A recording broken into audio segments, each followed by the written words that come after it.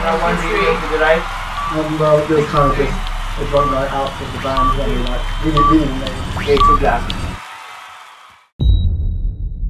Death gives life meaning. Life is precious because it ends. Here, you can press it if you'd like. Everything's changing. This is your mom's extracurricular activity.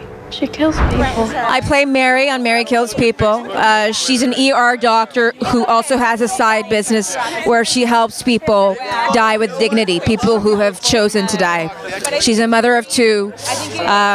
She lives a very kind of solitary but fascinating life, and she works with her partner, Des, her partner in crime, literally, and they have this amazing relationship. It's funny, it's dark at times, it's sexy too, there's suspense, so the tone is quite unique.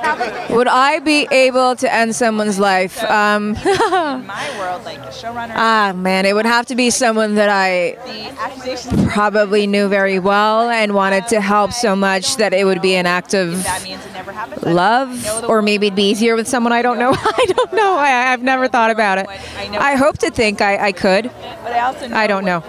Yeah, the relationship between Ben and Mary is a little complex because there's a lot of sexual tension between them. They're not meant for each other because of what they do, and that's always good on television because you want to see two people be together so bad, but you know that they just don't belong together somehow. And so it's exciting. I mean, and also he judges what she does at the beginning, and the more he gets to know her, the more he starts wondering if what she does perhaps is possibly a beautiful thing. Yeah, so I play Olivia, and Olivia Bloom comes into Mary's life in season 2 and really just makes things incredibly challenging and complicated for her in what I hope are new and interesting ways every episode. What's next for me? I'm promoting this, and I'm looking for my next project, and I'm busy being a mom, and just kind of I slowed the pace of my life down so I could spend more time with my son. So one thing in front, one foot in front of the other. So I actually don't know, which is kind of cool. It's the first time in my life I've been in that place where I don't go from job to job and like I don't know what's next. So I'm a nurse in the ICU, and Mary and I have been colleagues at the hospital, and we are united in this sort of belief, this deep belief of being able to choose when you die, and the way that people are suffering. And I don't know if like anybody at home has been, knows what it's like when it's in the hospital and people are just barely staying alive, and the question of like quality of life and the question of right, of like how do you choose the end of your life, and how much suffering doesn't balance with quality of life. So these are really deep, dark questions, and I think questions that people don't want to ask and people don't want to think about. I think it's sort of in North American society specifically too, we really don't like to think about death.